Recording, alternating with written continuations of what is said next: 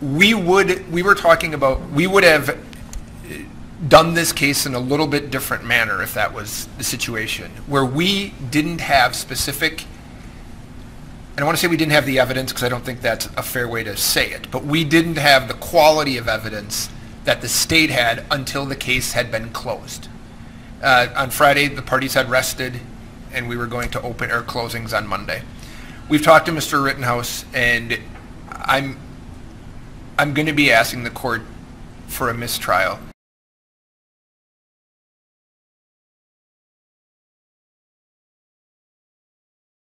Nothing comes up.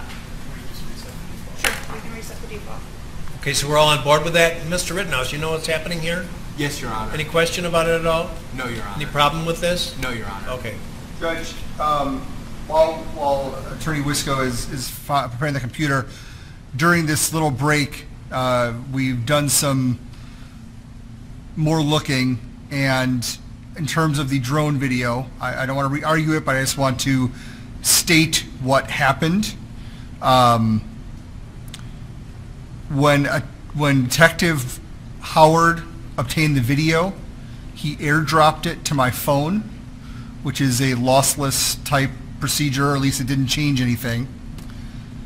At some point, I emailed it to myself, which did not change anything. It has the file name, the long file name. I did ask Detective Howard to email it to me as well. Then it had the IMG file name that Attorney Wisco received. So somehow in this Detective Howard transmitting it to everyone, if it was emailed, it was compressed. If he airdropped it, it was complete. And that was not known by anyone until a few days ago on Friday. Well, it pass.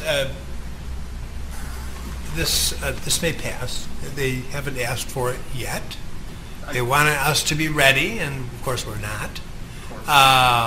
But let's take a step at a time. And I just heard their bell ring, so perhaps they have something more of interest to us. So Judge, we've been talking, if they do come back with question number 5 or whatever it is, whatever. You have talked about in great detail and length, and it's completely appropriate, the transparency of wanting this to be a fair trial and everything else. And I'm finding that difficult in that one of the linchpins of the state's case was information. Go ahead. I'm just going to interrupt you long enough to have the material that we've agreed to go up. So if that's ready, Ms. Wisco, we'll have the bailiff take it up. They're ready. Just called. They're ready for. Whatever they requested. They're ready for the video. I don't know what that means. But let's send up what number 4, and then I will hear the rest of what you have to say about number 5. So is that ready to go up? Yes, I'm having problems with setting it as the default because of the way that I sanitized the computer just now. So if we can go up with the note saying must play. Send the note up. You have the DA look at it and make sure it's okay also, with them. If you can make sure they plug the power cord in because the battery is low. It says must play all videos through VLC media player. Okay. Question 4, it's coming up. Yeah, go ahead. If you could please keep it open though, so then they don't have to log in. Yeah. Thank you.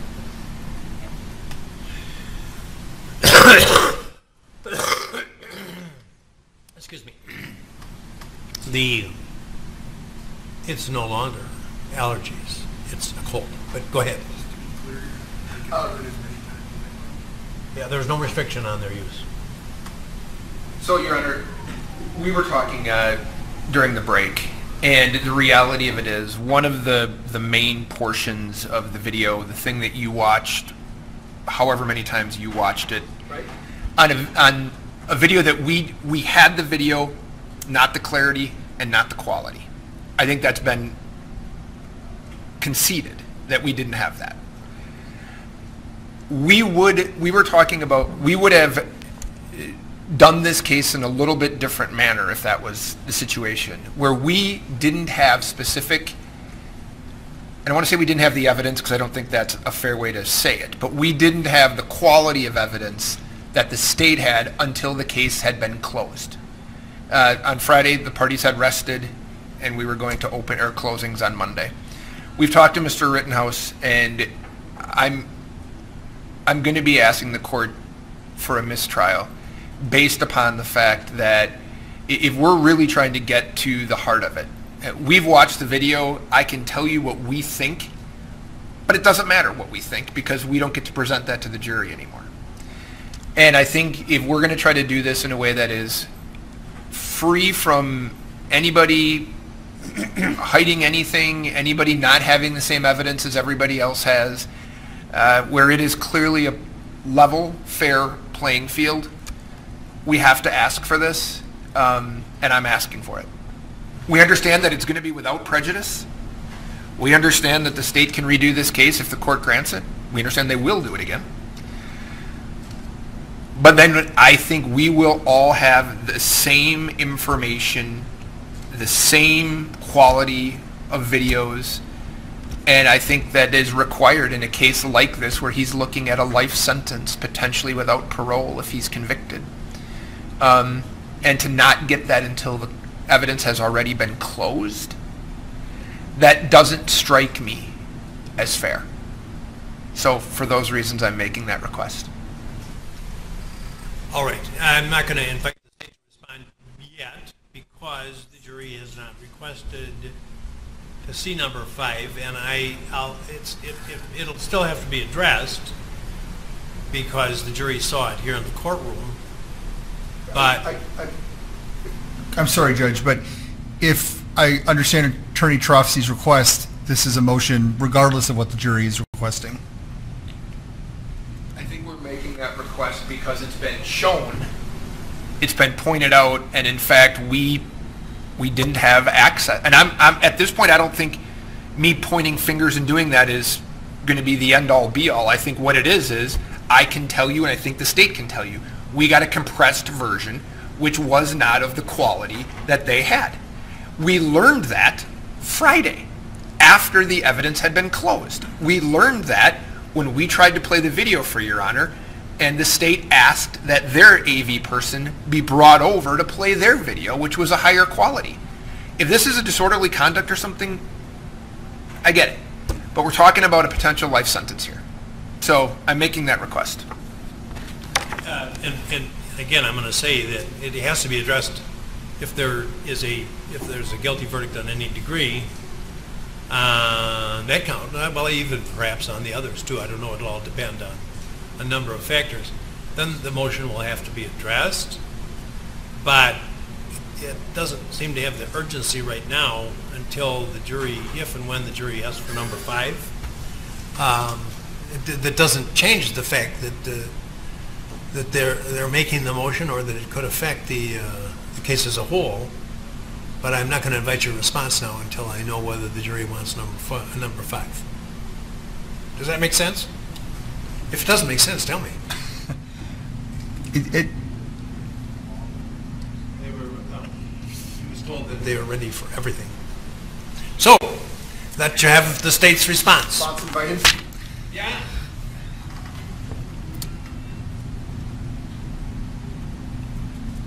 The defendant's first attorney, after he was charged with this case, appeared on an interview, appeared alongside the high-definition version of this footage. I understand he's gone through other attorneys since then, but the defendant himself would have been aware of it. His legal team would have been aware of it. Obviously, both sides have attempted to get it, and we were not able to do so. What do you mean you couldn't? If you know Tucker Carlson's got it, you could have subpoenaed it, no? We didn't know that until, I think, today. No, we knew it. What did you think it was? We knew it was aired on his show. We didn't know that Fox News apparently purchased and has possession of it. Okay. Did you inquire? We tried to find Brennan. We tried to find the person who took the footage and who ended up being the person who came to our office with it. I interrupted you. Go ahead. So this is not a video that was in possession of the state in any way, shape, or form. It was out there in the, I guess, on the internet and in the world in that regard. And I think we're focusing on too heavily on, I guess, a technological glitch, and less on and we should be focusing that this exhibit was played.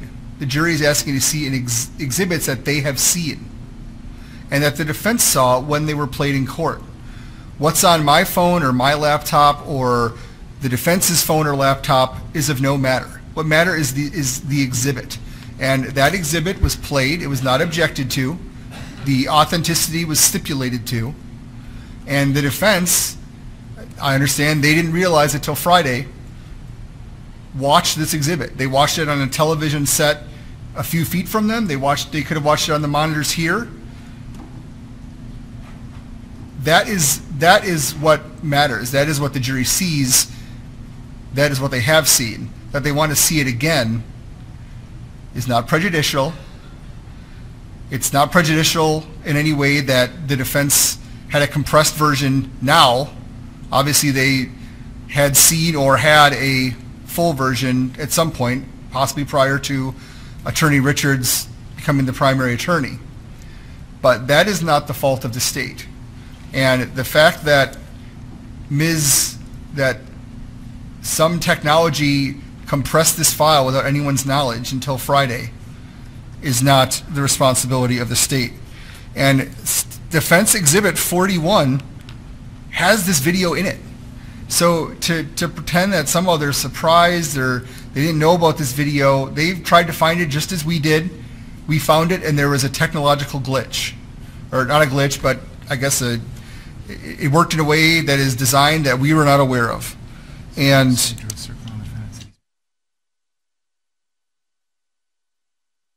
Exhibit 41 not only has the drone video in it, which is the defense exhibit, it also has a circle around someone pointing the gun. As I said in my rebuttal, this did not seem to be a great issue until the defendant testified otherwise on the stand. And now all of a sudden the defense is calling into question technology and not wanting videos in, and it's all to protect their client. And I understand that is their job. I'm not criticizing them for this, but their client lied about this on the stand is the state's position. There seems to be evidence to support the position that he lied on the stand about raising the gun. He was confronted with the exhibit. He denied it. The jury wants to see these exhibits, and I understand there may not be a final ruling on a mistrial until we see what happens or if it's even necessary. And they had their own expert that could have looked at this video, and I'm sure did look at this video, and there were questions at the very beginning of the trial about, and perhaps even before the trial, about the resolution of the FBI plane video, a whole different video. Their expert looked at that. I'm sure their expert looked at this. Their expert must have missed it, that it had been compressed somehow. This is not a resource we had available to us. And I believe the motion for mistrial is inappropriate. I don't believe it should be granted. And coming back to number 5, they're asking to see exhibits that have already been played, and with the exception of the image, exception of 155, were not objected to. And the court has said many times when the state has tried to raise these technological issues, well, there wasn't an objection. And we're asking for the same treatment now, that these were not objected to. The defense has had access to the exhibits. They've had access to the drive, that they didn't realize it and we didn't realize it till Friday.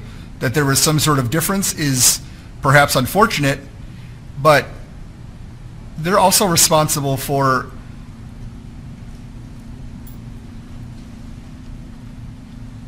I'll withdraw that. Anything else? So the state believes that we believe all exhibits should go back. Again, I understand the court has concerns over the still image, I understand that might be in a little bit of a different category, but in terms of question number 5, and I'll just, while I have the floor, I'll just go through what they are. The FBI aerial with all person of interest marked, that would appear to be the defense exhibit that they neglected to mark and has now been accepted. The state also has one, which is Exhibit 25, which has Mr. Rittenhouse and Mr. Rosenbaum marked, but not the Zeminskis. So I assume they mean the defense exhibit, but we could send both back or have them come down and view it, however we do that. The drone video is 73. That's the full unedited exhibit that's been in evidence now for over a week. The zoomed in still image, we all have talked about that and beaten that horse to death, so I'm going to skip that for now.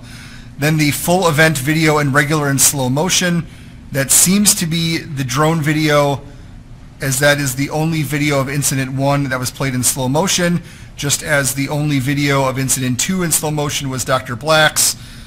So their expert video was submitted. Our expert video is, I believe this is actually 6 videos that they're asking for, which is the drone video. It's spliced out, so it shows the first third of the incident, the second third, and then up until the end of the shooting, and it's in regular and slow motion, and that's exhibits 581, 582, 583. S82. I'm sorry, S81, S82, S83, S84, S85, and S86. And we believe that the jury should have full access to them. They should have full access in this room. And that's our position. I do not believe a technical reality, shall we say, or an unknown technical incident should result in a mistrial. How would we object? Pardon me? How would we object to something we didn't know existed until it was over? I didn't find that point particularly persuasive because, but anyway. It's impossible. So it's impossible for us to do that. And if everybody in this room that's a lawyer has been a prosecutor. Your job is fairness and being a truth seeker.